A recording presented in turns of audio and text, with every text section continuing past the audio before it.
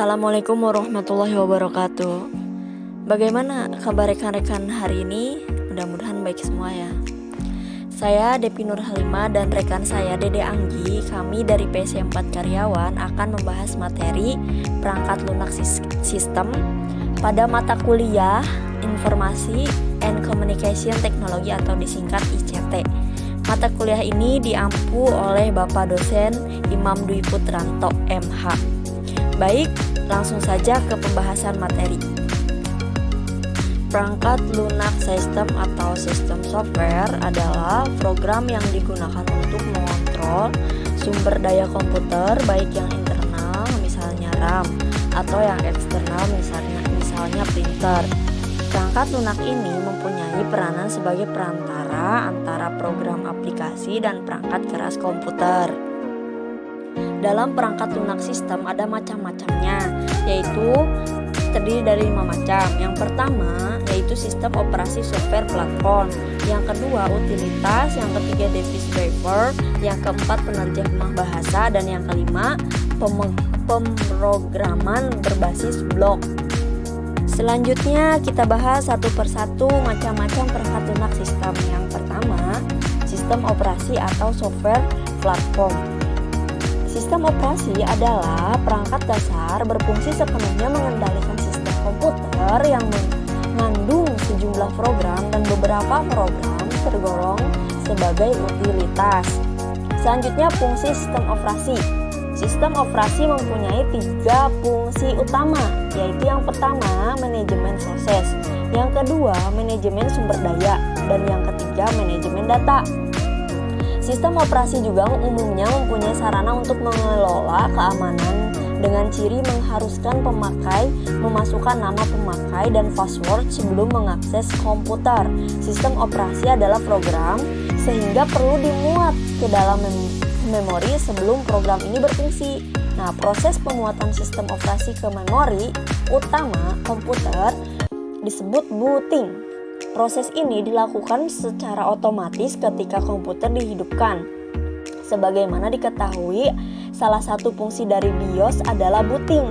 Berdasarkan konfigurasi pada CMOS, pemuatan sistem operasi dapat dilakukan dari hard disk, disket, flash disk, atau dari CD-ROM.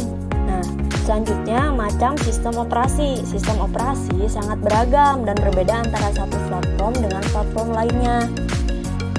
Yang pertama, di lingkungan FC. Contohnya sistem operasi yang populer yaitu Windows dan Linux. Selanjutnya sistem operasi di lingkungan mainframe.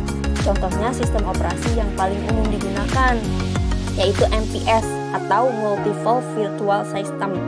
Dan yang ketiga, sistem operasi di lingkungan mini komputer. Contohnya mini komputer DEC menggunakan VAX atau VMX atau Digital Unix, dan mini komputer data general memakai AOS dan DG. Untuk palmtop dan handheld komputer alias komputer FC dan handphone menggunakan operasi sistem operasi Android. Adapun MCOS yaitu sistem operasi yang hanya berjalan pada komputer Apple, Macintosh, dan Unix adalah nama kelompok sistem operasi yang dapat berjalan pada berbagai platform. Peranti seperti smart card yang mempunyai sistem operasi tersendiri yaitu disebut COS atau Card Operating System. Selanjutnya, penanganan proses dalam sistem operasi. Berkaitan dengan penanganan proses dikenal beberapa istilah, yaitu yang pertama, multiprogramming. Multiprogramming ini adalah metode yang memungkinkan 2 program atau lebih dijalankan secara serentak dalam sebuah komputer dan berbagai sumber daya dalam waktu yang berlainan. Dengan multiprogramming, beberapa tugas disimpan dalam satu waktu. CPU digunakan secara bergantian sehingga mengurangi total waktu yang dibutuhkan untuk menyelesaikan tugas-tugas tersebut. Nah, di sini ada contoh gambar. Nah, di situ ada perbedaan ya dari sistem operasi tanpa multiprogramming dan sistem operasi dengan multiprogramming. Di situ bisa terlihat ya jelas perbedaannya. Selanjutnya penanganan proses dalam sistem operasi yang kedua yaitu time sharing. Time sharing ini adalah metode yang dipakai sistem operasi yang memungkinkan sejumlah pemakai dapat berinteraksi dengan proses yang dibuatnya, karena setiap proses akan ditangani oleh CPU secara bergantian dalam jumlah waktu yang sama. Yang ketiga, penyimpanan virtual.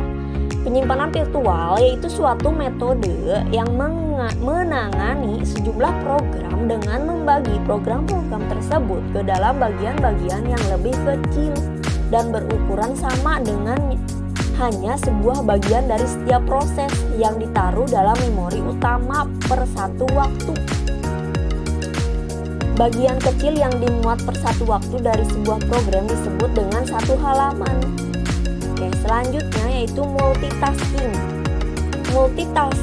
Multitasking ini adalah suatu kemampuan yang memungkinkan seorang pemakai dapat menjalankan sejumlah program dalam waktu yang sama. Pemakai dapat berpindah dari satu program ke program lainnya dengan mudah dan setiap program tetap dieksekusi oleh CPU. Kepenangan proses dalam sistem operasi yang terakhir yaitu multiprocessing. Multiprocessing ini adalah suatu kemampuan sistem operasi yang menjalankan dua atau lebih instruksi secara serentak dengan menggunakan sejumlah CPU dalam sebuah komputer. Sistem operasi dapat mengatur agar sejumlah CPU menjalankan instruksi-instruksi yang berbeda yang terletak dalam sebuah program dalam waktu yang sama. Selanjutnya, utilitas.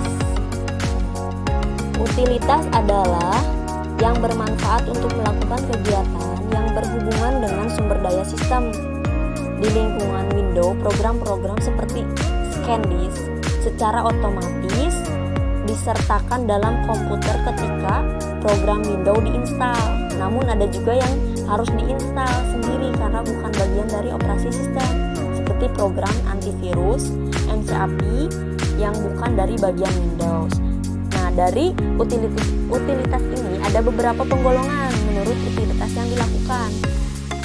Yang pertama di sini program untuk pencadangan atau backup. Nah, di sini ada contoh gambarnya ya. Contoh gambar dari program untuk pencadangan atau backup. Yang kedua, program pemulihan data atau data recovery. Nah, data recovery ini berfungsi untuk melakukan perbaikan data atau pemulihan data yang rusak secara fisik.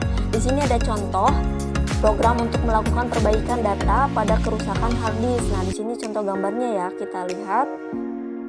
Yang ketiga, program antivirus. Program antivirus berguna untuk menangani penularan virus dalam komputer. Di sini ada contoh dari program antivirus ya. Di sini ada MCAPI. Nah, ini tuh salah satu contoh program antivirus. Selanjutnya yang keempat, program konversi data. Program konversi data ini tujuannya itu agar berkas-berkas yang berukuran besar dapat disimpan dengan ukuran yang lebih kecil. Nah, di sini tuh ada contohnya ya. Di sini ada salah satu contoh dari program kompresi data ya, terlihat di gambar. Selanjutnya yang kelima yaitu program untuk melakukan defragmentasi. Defragmentasi adalah suatu upaya untuk menghilangkan fragmentasi. Nah, fragmentasi ini adalah keadaan yang membuat bagian dari berkas-berkas pada hard disk atau disket tidak berada pada lokasi yang bersebelahan, melainkan berserakan pada berbagai sektor yang berjauhan. Pengaruhnya membuat pengaksesan terhadap berkas menjadi lambat. Nah, di sini ada contoh gambar ya. Ada contoh program untuk defragmentasi disk ya. Di situ contohnya. Selanjutnya yang keenam, pemformatan disk ya. Pemformatan disk ini adalah tindakan yang dilakukan untuk menyiapkan disket atau hard disk agar bisa digunakan untuk menyimpan data atau program. Nah, dari contohnya ini ada di sini digambar contohnya ya. Contoh format mini backup ya. Selanjutnya perangkat lunak sistem yang ketiga yaitu device driver. Device driver ini adalah program yang berfungsi untuk membantu komputer mengendalikan peranti-peranti peripheral. Biasanya disediakan vendor yang memproduksi perangkat keras. Contohnya ketika memasang perangkat keras modem, Anda juga perlu menginstal device driver supaya perangkat keras tersebut dapat berfungsi dengan baik. Nah, di sini ada contoh gambarnya ya, contoh gambar device driver. Lalu ke perangkat lunak sistem yang keempat, yaitu penerjemah bahasa. Nah, penerjemah bahasa ini pemrograman dibedakan menjadi tiga, yaitu yang pertama ada assembler, yang kedua ada compiler, dan yang ketiga interpreter. Selanjutnya klasifikasi bahasa pemrograman. Nah, bahasa pemrograman dibagi menjadi 5 generasi, yaitu yang pertama, bahasa pemrograman generasi pertama berorientasi pada mesin program disusun dalam bahasa mesin. Nah, di situ ada contoh gambarnya ya. Selanjutnya yang kedua, bahasa pemrograman generasi kedua menggunakan bahasa rakitan. Sebagai pengganti kode biner digunakan pendekatan dari kata-kata ya. Contohnya ada gambar di situ ya. Lalu yang ketiga, bahasa pemrograman generasi ketiga menggunakan pendekatan prosedural. Sebagai bahasa yang prosedural, pemrograman perlu menuliskan instruksi-instruksi yang dirinci agar komputer melaksanakan tugasnya. Program ditulis dengan kata-kata yang bisa digunakan manusia atau bahasa beraras tinggi high level language. Selanjutnya bahasa pemrograman generasi keempat menggunakan pendekatan non-procedural. Program ini disebut sebagai bahasa beraras sangat tinggi very high level language. Nah, dari bahasa generasi keempat ini mendukung fasilitas. Antaranya yaitu yang pertama, pembangkit program application atau program generator. Nah, dari program generator ini yaitu peranti yang berfungsi untuk membuat aplikasi dengan mudah. Di situ ada contoh gambar ya, contoh gambar tampilan formulir yang berbentuk aplikasi pada Microsoft Access. Lalu lanjut ke fasilitas yang kedua yaitu pembangkit laporan atau report generator. Peranti yang berfungsi untuk membuat laporan dengan cepat dan mudah. Di situ ada contoh gambarnya ya, contoh gambar dari pembangkit laporan. Lanjut ke fasilitas yang ketiga yaitu bahasa QWERTY. Bahasa QWERTY ini merupakan peranti yang memungkinkan QWERTY dengan SQL dengan cara yang mudah dan cepat. Di situ ada contoh gambarnya juga ya dari bahasa QWERTY ini.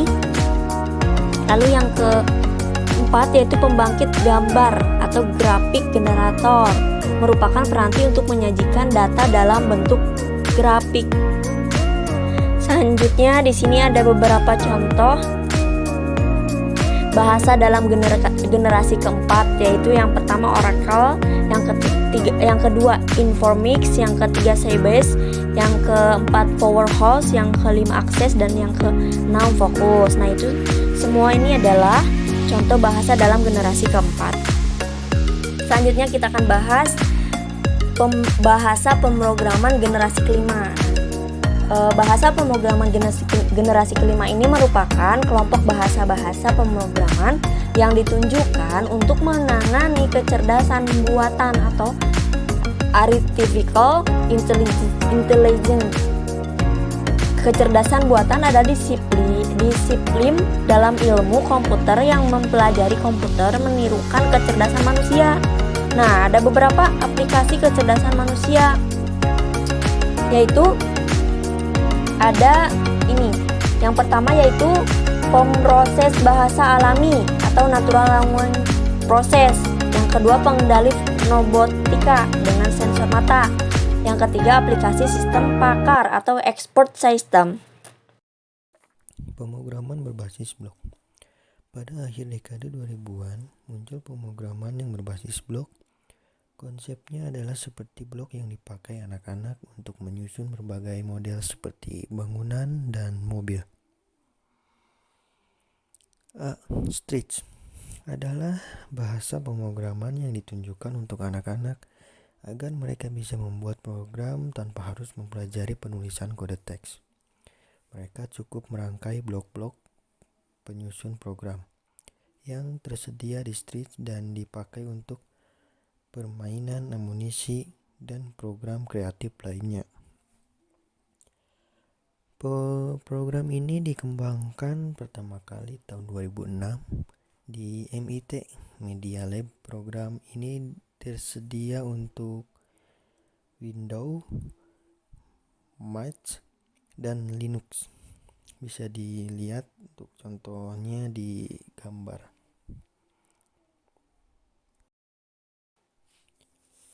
B. App Inventor adalah perangkat aplikasi yang dipakai untuk mengembangkan aplikasi untuk ponsel dan tablet yang berbasis Android. Awalnya App Inventor disediakan oleh Google pada tahun 2010. Namun saat ini MIT yang memelihara pengembangannya.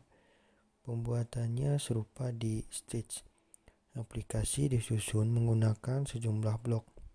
Contoh editor blok pada gambar. C.